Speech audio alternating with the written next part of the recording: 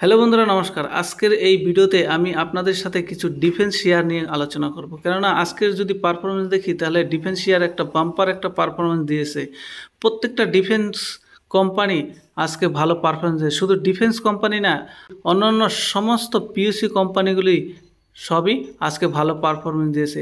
কালকের একটা ডিপ কারেকশনের পরে আজকে সমস্ত কোম্পানিগুলি ভালো পারফরমেন্স দিয়েছে।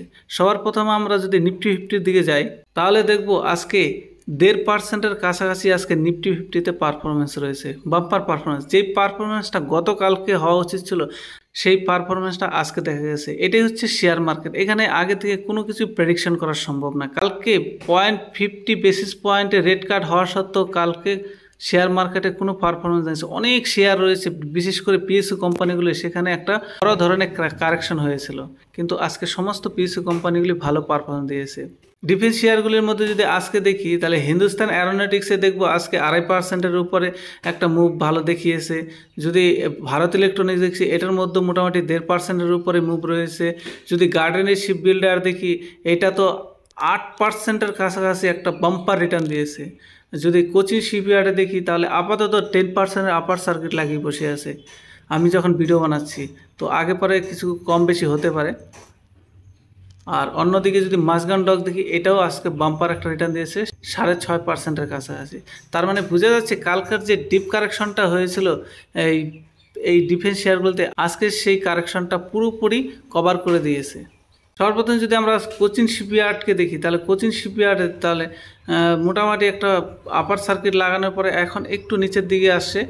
তো আমরা যদি 5 দিনের পারফরমেন্স দেখি 5 দিনে মোটামুটি 2%-এর রিটার্ন।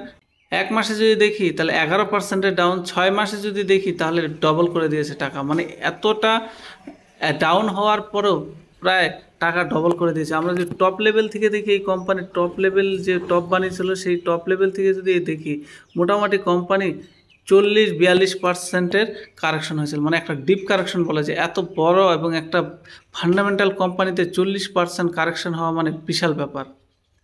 তো এই কোম্পানিতে আজকে একটা ভালো মুভ দেখেছে। আর যদি আমরা 5 বছরের পারফরমেন্স দেখি তাহলে তো কথাই নেই, 1000%-এর উপরে রিটার্ন দিয়েছে কোম্পানি। আজকে এই কোচিন শিপইয়ার্ডে এরকম একটা পারফরমেন্স দেওয়ার পেছনে মূলত দুইটি কারণ জানা গেছে। একটি হচ্ছে কোম্পানি 2 টাকা 25 পয়সা হিসাবে ডিভিডেন্ড ঘোষণা করেছে, অর্থাৎ আজকে 20 তারিখ তার লাস্ট ডেট। যারা যারা আজকের মধ্যে এই কোম্পানির শেয়ার নিজের ডিমেট অ্যাকাউন্টে অ্যাড করবে তারাই এই ডিভিডেন্ড পাওয়ার জন্য যোগ্য হবে। আজকের মধ্যে কোম্পানির শেয়ার কিনতে হবে, তবেই সেই ডিভিডেন্ড পাওয়া যাবে। কোম্পানি এক্স ডেট 23 সেপ্টেম্বর দিয়েছে, সেটা তো আমরা দেখলাম।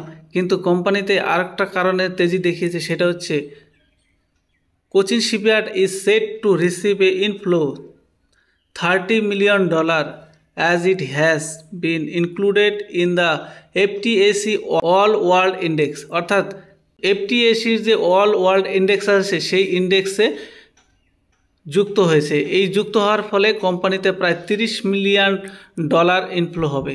এই জন্য কোম্পানিতে একটা বাম্পার রিটার্ন এসেছে এই কোম্পানিতে।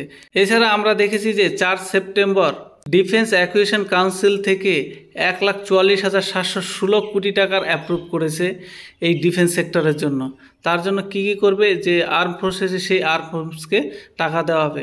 এই টাকা দিয়ে কোম্পানি কি করবে, রেডি কম্প্যাট ভেসেল তৈরি করবে, air defence fire control radar তৈরি করবে আর্মিদের জন্য। এছাড়া কোম্পানি যে ডোরেনিয়ার এয়ারক্রাফট রয়েছে 228 এয়ারক্রাফট সেটা তৈরি করবে। Next generation first patrol vessel তৈরি করবে এবং offshores patrol vessel for the Indian coast গার্ডের জন্য করবে।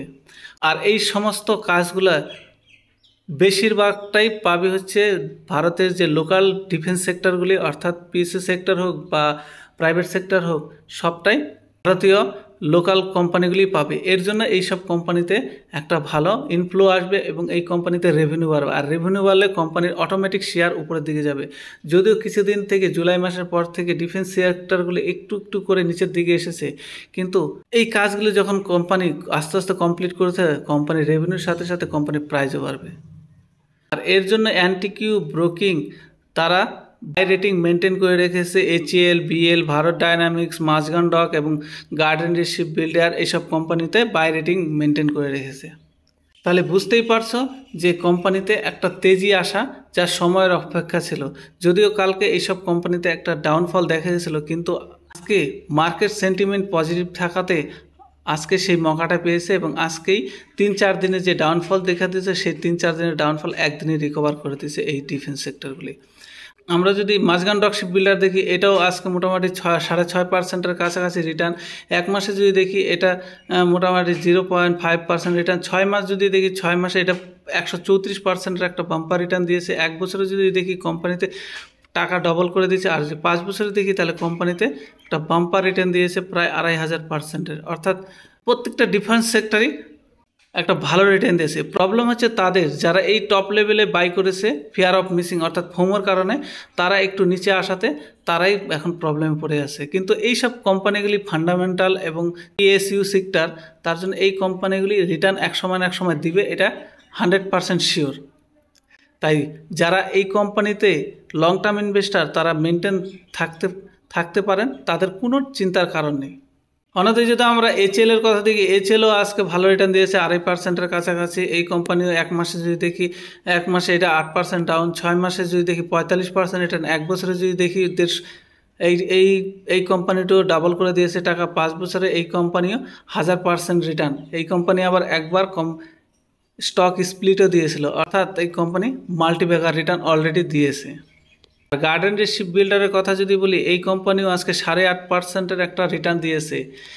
এই রিটার্ন কালকেও দিয়েছিল, কিন্তু কালকে মার্কেটের সেন্টিমেন্ট ডাউন থাকার জন্য কোম্পানিটা খুব একটা রিটার্ন দিতে পারেনি। এই কোম্পানি একটা ভালো একটা অর্ডার পেয়েছে জার্মানি থেকে, সেটা আমি তোমাদের দেখাচ্ছি। তার আগে তোমরা দেখাবো এই কোম্পানির এক মাসের যদি পারফরমেন্স দেখি 4% রিটার্ন, 6 মাসে যদি দেখি তাহলে দেখব 145%-এর একটা রিটার্ন, এক বছরে যদি দেখি 118% এবং 5 বছরে দেখি 1100%-এর একটা বাম্পার রিটার্ন এই কোম্পানি দিয়েছে। অর্থাৎ প্রত্যেকটা ডিফেন্স কোম্পানি এরকম রিটার্ন দিয়েছে। Same chart pattern, same correction, একই সময় উপরে গেছে একই সময় নিচে আসে, অর্থাৎ প্রায় সিমিলারভাবেই চলছে চার্ট প্যাটার্ন এদের। এই কোম্পানির অর্ডারের কথা যদি বলি তাহলে দেখব কোম্পানির তরফ থেকে ঘোষণা করা হয়েছে যে 54 মিলিয়নের অর্ডার পেয়েছে জার্মান বেসড কার্স্টেন রেডার থেকে। কেন পেয়েছে? কোম্পানিটি মাল্টিপাল পারপোজ ভেসেল তৈরি করবে, অর্থাৎ মাল্টিপল কাজের জন্য যে জাহাজ আছে সেই জাহাজটি এই কোম্পানি তৈরি করবে। এর জন্য 54 মিলিয়নের অর্ডার পেয়েছে। 54 মিলিয়ন মানে ভারতীয় মুদ্রা মোটামুটি 420-25 কোটি টাকার কাছাকাছি হবে, এরকম একটা বড় অর্ডার পেয়েছে। এর জন্য কোম্পানিতে আজকে একটা ভালো রিটার্ন দিয়েছে। কিন্তু এই রিটার্নটা কালকেই দেওয়ার কথা ছিল, কিন্তু কালকে বললাম না যে মার্কেটের সেন্টিমেন্ট খারাপ ছিল।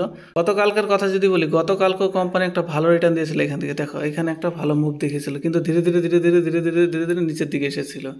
কালকে সেন্টিমেন্ট খারাপ ছিল বলে কোম্পানিটি পারফরমেন্স দিতে পারেনি, কিন্তু আজকে সেন্টিমেন্ট হওয়াতে আজকে কোম্পানিতে বাম্পার একটা 8%-এর রিটার্ন কোম্পানিতে দিয়েছে। কথা হচ্ছে এই কোম্পানিতে যারা ইনভেস্টমেন্ট করবেন বলে মনে করেন তারা অবশ্যই লং টার্ম মানসিকতা নিয়ে এগোবেন। কেননা শর্ট টার্মে শেয়ার মার্কেটে অনেক কিছু হয়, সেটা নিয়ে যদি চিন্তা ভাবনা করেন বা সেটা নিয়ে যদি ভয়ভীত হন তাহলে শেয়ার মার্কেট আপনার জন্য না। আপনাকে কোম্পানির বিজনেস দেখতে হবে, কোম্পানি ভবিষ্যতে কি করে সেটা দেখতে হবে, এবং এই সেক্টরে কতটা গ্রোথ রয়েছে সেটাও আপনাকে যাচাই করতে হবে, তবেই একটা ভালো ইনভেস্টার হতে পারবে। শেয়ার মার্কেট অতটাও মামাবাড়ির লাড্ডু না যে টাকা ঢাললাম সেটা ডবল হয়ে বেরোলো, অত সহজ না। তাই আপনাকে নিজের অ্যানালাইসিস করতে হবে ভালো করে। এটা তোমাদের জানিয়ে রাখছি, এই ভিডিওটা কিন্তু কোনোভাবেই রিকমেন্ডেড হিসাবে নেবেন না, এটা জাস্ট ইনফরমেশন প্রোভাইড করার জন্যই বানানো। তাই যা ডিসিশন নেবেন নিজে রিসার্চ করেই নেবেন।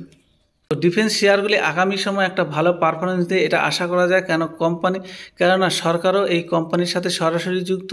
সরকারও চাইছে যে ভারতীয় ডিফেন্স সেক্টর একটা পাওয়ারফুল সেক্টরে পরিণত হোক। কি ভারতীয় তৈরি সরঞ্জাম বিদেশেও এক্সপোর্ট করার চিন্তা ভাবনা করছে এবং অলরেডি সেটা এক্সপোর্ট করা শুরুও করে দিয়েছে। তাহলে ভারতীয় অস্ত্র কারবার ভারতীয় ডিফেন্স কোম্পানির জন্য অনেক সুন্দর একটা অপরচুনিটি আছে। তাই নিশ্চিন্তে এখানে ইনভেস্টেড থাকতে পারেন লং টার্মের জন্য, শর্ট টার্মের জন্য না। তো আশা করি ভিডিওটি আপনাদের খুবই ভালো লেগেছে। ভালো লাগলে ভিডিওতে একটা লাইক আর চ্যানেলটি সাবস্ক্রাইব করতে পারেন। এটা করতে জাস্ট 1 সেকেন্ডেরও কম সময় লাগবে, আর আপনার এই 1 সেকেন্ডে করা কাজটি আমার জন্য অনেক উপকারে আসবে।